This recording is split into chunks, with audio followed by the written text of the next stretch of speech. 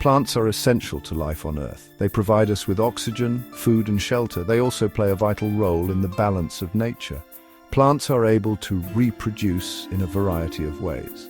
This ensures their survival and contributes to the diversity of plant life on our planet.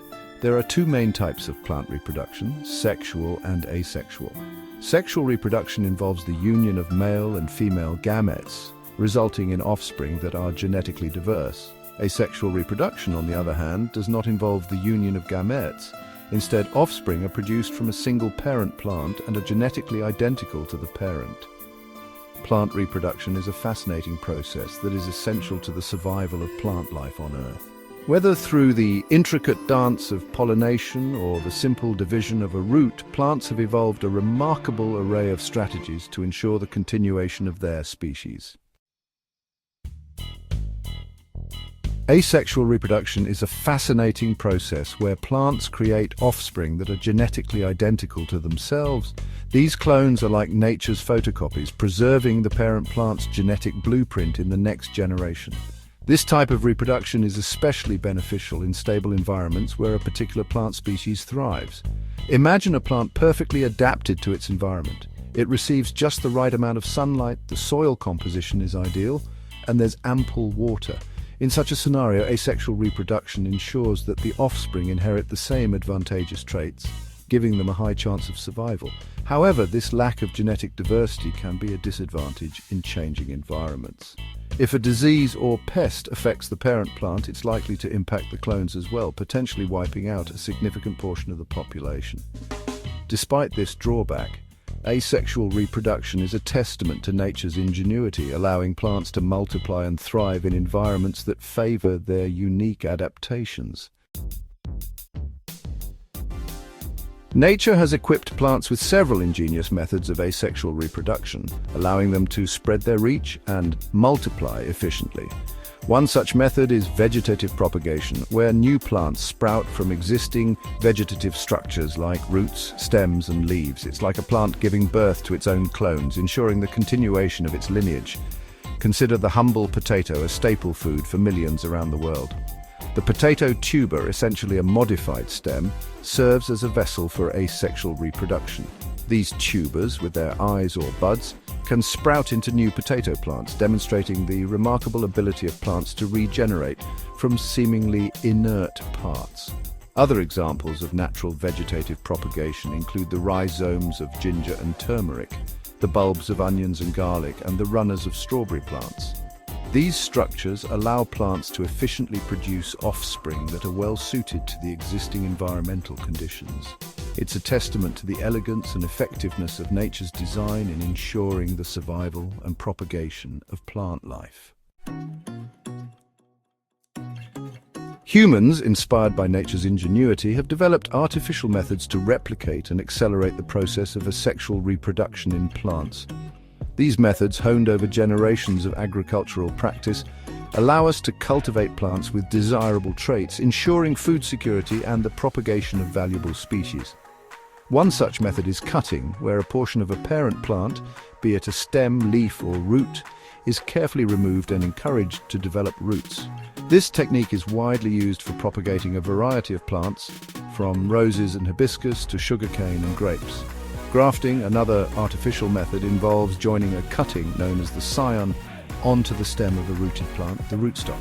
This technique combines the desirable traits of two different plants, such as disease resistance from the rootstock and superior fruit quality from the scion.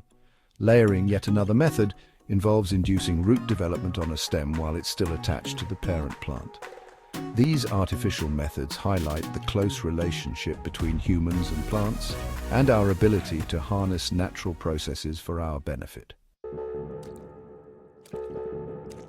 Section 5. The benefits and drawbacks of asexual reproduction. Asexual reproduction, with its ability to produce clones, offers both advantages and disadvantages in the intricate tapestry of plant life. One of the key benefits is the rapid multiplication of plants with desirable traits. For instance, a fruit tree that produces exceptionally sweet and juicy fruits can be propagated through grafting, ensuring a consistent supply of high-quality fruits. Moreover, asexual reproduction bypasses the need for pollination and seed dispersal, allowing plants to establish themselves in new areas quickly.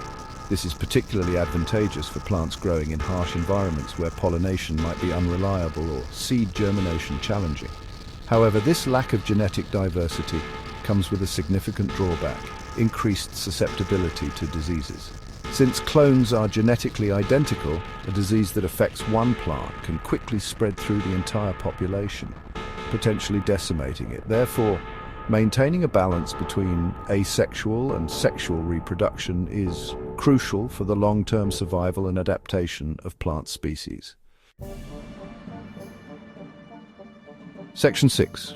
The intricacies of sexual reproduction in plants. Sexual reproduction in plants is a fascinating process, a delicate dance of nature that ensures genetic diversity and the continuation of plant life.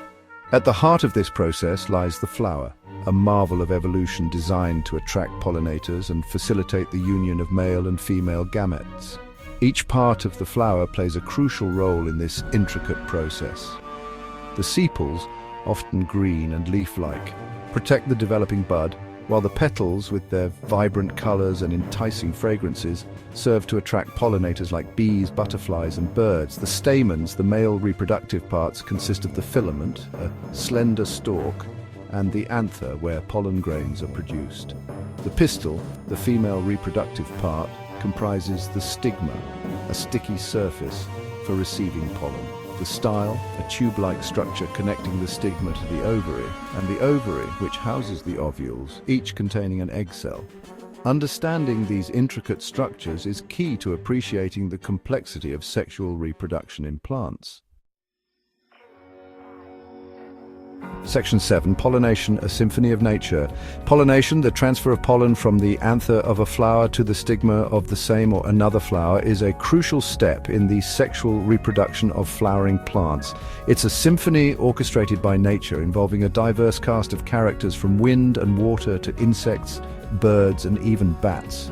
Wind-pollinated flowers, such as those of grasses and conifers, are often small, inconspicuous, and lack the vibrant colors and sweet nectar that characterize insect-pollinated flowers. They produce vast quantities of lightweight pollen grains that are easily carried by the wind, increasing the chances of reaching a receptive stigma. Insect-pollinated flowers, on the other hand, are often brightly colored and fragrant, with nectar-filled nectaries to entice their pollinators. Bees, butterflies, moths, and flies, attracted by the promise of a sugary reward, inadvertently carry pollen grains on their bodies as they move from flower to flower, facilitating fertilization. This intricate relationship between plants and their pollinators highlights the interconnectedness of life on Earth. Section 8. From pollination to fruit, a journey of transformation. Pollination sets in motion a remarkable sequence of events that culminates in the formation of fruits and seeds, ensuring the continuation of plant life. Once a pollen grain lands on a receptive stigma, it germinates, sending out a pollen tube that grows down through the style towards the ovary. Inside the ovary, the pollen tube reaches the ovule, releasing sperm cells that participate in a process called double fertilization, unique to flowering plants.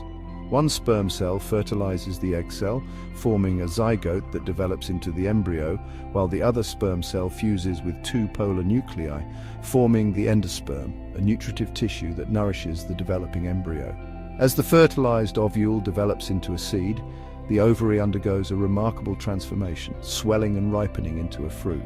Fruits, in all their diversity, from juicy berries to hard nuts, serve a vital role in protecting the developing seeds and aiding in their dispersal.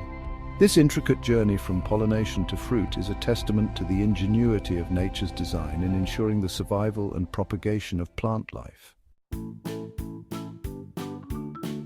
Section 9. Asexual and sexual reproduction. Two sides of the same coin. Asexual and sexual reproduction, while distinct in their mechanisms, represent two sides of the same coin, each offering unique advantages and disadvantages in the grand scheme of plant life. Asexual reproduction, with its speed and efficiency, allows for the rapid propagation of successful genotypes, ensuring the survival of plant populations in stable environments. Sexual reproduction, on the other hand, shuffles the genetic deck. introducing variation into offspring. This genetic diversity provides the raw material for natural selection, allowing plant populations to adapt to changing environmental conditions, be it climate change, disease outbreaks, or the emergence of new herbivores. The interplay between these two modes of reproduction is crucial for the long-term survival and evolution of plant life on Earth. Understanding these processes is not only fascinating but also essential for developing sustainable agricultural practices and conserving plant biodiversity in the face of a changing world. It's a reminder that the future of plant life, and indeed all life on Earth, depends on our understanding and appreciation of the intricate processes that sustain it.